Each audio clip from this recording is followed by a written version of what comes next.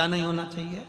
छल नहीं होना चाहिए। आप जल चढ़ाओ, देवाधिदेव महादेव को रिझाओ, और आपके भीतर कपट रखकर या बेईमानी रखकर या प्रपंच रखकर या छल रखकर या किसी को नीचा दिखाने के लिए आप ऐसा जल मत चढ़ाओ कि देवाधिदेव महादेव राजी नहीं है। एक प्रयास आपने भी करा होगा। कभी कभी आप किसी को शिव महापुराण का कोई उपाय बता देते हो। आप शंकर जी का कोई उपाय किसी को बता दिया, पशुपति व्रत कर ले, उससे ऐसा हो जाएगा, तू परेशान है ना, कर ले। किसी को बता दिया ऐसा कर ले, ऐसा कर ले। तुमने 2 बार कर लिया, तुम्हारा नहीं हुआ, पर उसने करा, हो गया। कारण क्या था? उसका एक कारण था, उसने तुम्हारी बात पर विश्वास कर लिया और तुम महादेव पर विश्वास ही नहीं कर पाए। अंतर यह जाता है। बेलपत्री के वृक्ष के नीचे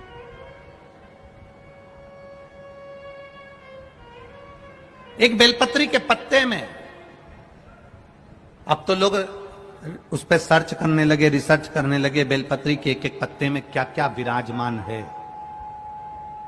अब तो रिसर्च सेंटर खुल गए जिसमें इन बेलपत्री के पत्तों को डालकर देखा जाता है कि बेलपत्री के पत्ते की इस डाली के अंदर कितना रसतत्व है, पत्तों में कितना रसतत्व है। तो वैज्ञानिक सर्च कर कर निकाल रहे हैं। रिसर्च सेंटरों में निकाला गया कि एक बेलपत्री के पत्ते को मात्र खा लेने पर थायराइड, शुगर, बीपी और कैंसर तक की बीमारी और लीवर किडनी तक में आराम बढ़ जाता है। ये वो बेलपत्र का, ये कोई सहज नहीं। जैसे शिव जी को आप 5 जगह पर जल चढ़ाते हो, थोड़ा ध्यान देना कथा पर। शंकर भगवान को 5 जगह पर आप जल चढ़ाते हो। मान लो अगर कोई विषम परिस्थिति है और आपको लग रहा है कि मेरा यह काम बाबा को कर देना चाहिए, ना जाने क्यों अटक रहा है, मेरे भोलेनाथ जी को मेरा ये काम कर देना चाहिए, ना जाने क्यों अटक रहा है, तो जो जो जगह पर आप जल समर्पित करते हो, जिस जिस जगह पर आप जल समर्पित करते हो, जैसे गणेश जी की जगह पर जल समर्पित करते हो, सबको मालूम है ना, स्थान तो सबको मालूम है ना गणेश जी का। जैसे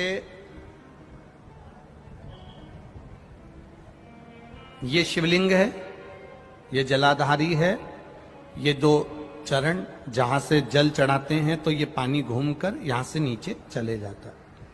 अब जरा समझिएगा, आप जब शंकर जी के मंदिर, आपको लगे कि हमारा ये कार्य हो जाना चाहिए, ये कार्य हो क्यों नहीं रहा, आखिर में इतने दिन से लगी हूं, ये काम क्यों नहीं हो रहा, सबके काम हो रहे हैं, मेरा क्यों नहीं हो रहा, तो विश्वास रखकर 5 सोमवार, 6 सोमवार, 7 सोमवार इसको कर कर देखिएगा।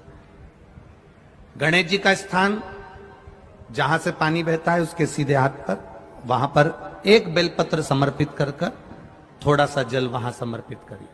षडानंद कार्तिकेय का स्थान, एक बेलपत्र समर्पित कर कर थोड़ा सा जल वहां समर्पित करिए। अशोक सुंदरी का स्थान, थोड़ा सा जल समर्पित करने से पहले एक बेलपत्र, फिर जल सीधे हाथ पर, वहां पर एक बेलपत्र समर्पित कर कर थोड़ा सा जल वहां समर्पित करिए। षडानंद कार्तिकेय का स्थान, एक बेलपत्र समर्पित कर कर थोड़ा सा जल वहां समर्पित करिए। अशोक सुंदरी का स्थान, थोड़ा सा जल समर्पित करने से पहले एक बेलपत्र, फिर जल। 3 स्थान।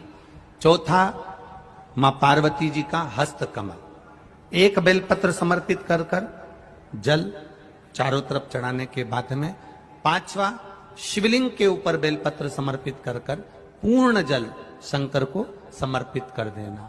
ये 5 स्थान का चढ़ा हुआ जल आपके जो काम अटक रहे हैं, जो कार्य में आपको तकलीफ आ रही है, आप बाबा को बस एक बेलपत्र और एक लोटे जल में से 5 स्थान पर जल समर्पित करने पर आप तुरंत 2 महीना भी नहीं लगेगा, मेरा विश्वास कहता है 15 या 20 दिन में बाबा उसको स्वीकार करेंगे। 15 से 20 दिन। पहला जल कहां चढ़ाना है, जम के बोलो जरा, गणेश जी वाला स्थान। दूसरा, कार्तिकेय वाला स्थान। अब इसको समझ लेना आप अच्छे से, हम ये नहीं कह रहे हैं कि तुम गणेश जी की मूर्ति पे चढ़ाओ, हमने ये नहीं बोला। हमने ये भी नहीं बोला कि कार्तिकेय जी की मूर्ति पे जल चढ़ाओ।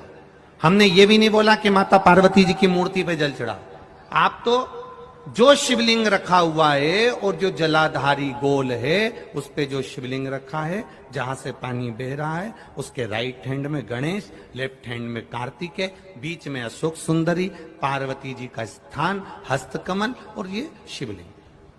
आपको गणेश जी के ऊपर जाकर जल नहीं चढ़ाना, आपको कार्तिकेय के ऊपर जाकर जल नहीं चढ़ाना, आपको देवी जी के ऊपर जल नहीं चढ़ाना। आपको तो केवल शिवलिंग की जलाधारी पर और शिवलिंग पर जल चढ़ा। पहला स्थान, बोलते जाओ जम के, केवल जल नहीं, बेलपत्र फिर जल। दूसरा कार्तिकेय, तीसरा अशोक सुंदरी, चौथा। अब पार्वती जी को जो तुम जल चढ़ाओगी और बेलपत्र चढ़ाओगी, उसमें तुम्हारा स्मरण होना चाहिए तुम कहां बैठी हो जल चढ़ाने के लिए, तुम्हारा ध्यान कहां है, कहां बैठकर शंकर जी को जल चढ़ाना चाहिए। आपको पहले भी कथा में कहा, जहां से जलाधारी का पानी बह रहा है, इसके ठीक विपरीत जगह में आप यहां बैठ जाओ। उत्तर दिशा में पानी जाता है तो आप दक्षिण दिशा में बैठकर उत्तर की ओर मुख कर कर बाबा के, मां पार्वती जी के हस्त कमल पर बेलपत्र रखोगी, जल चढ़ाओगी और वहीं से बाबा को तुरंत आनंद के साथ में बेलपत्र चढ़ाकर जल चढ़ाओगी। भले खड़े होकर या वहां जाकर तुम यहां पर जल चढ़ा दो, परंतु उसके बाद में जब आप जल चढ़ाओगी, जब बाबा पार्वती जी को जब बेलपत्र और जल चढ़ाओगी, तो आपका मुख कहां होना चाहिए, जहां से पार्वती, जहां से ये जल बहकर जा रहा हो। यहां बैठोगे तो जल जहां बहकर जा रहा है उधर की साइड तुम्हारा मुख हो जाएगा, उत्तर की साइड तुम्हारा मुख हो जाएगा और बाबा को आप जल समर्पित कर। तो पहला जल बेलपत्र गणेश जी, दूसरा कार्तिकेय जी, तीसरा अशोक सुंदरी, चौथा माता पार्वती जी का हस्त कमल और पांचवें नंबर का जल भगवान शिव के ऊपर, अर्थात भगवान देवाधिदेव महादेव से प्रार्थना करते हुए, हृदय की बात भगवान देवाधिदेव महादेव से कहते हुए, ये 5 स्थान पर चढ़ाया गया जल आपके मनवांचित फल की प्राप्ति करा देता है, आपको सुख का अनुभव करा देता है।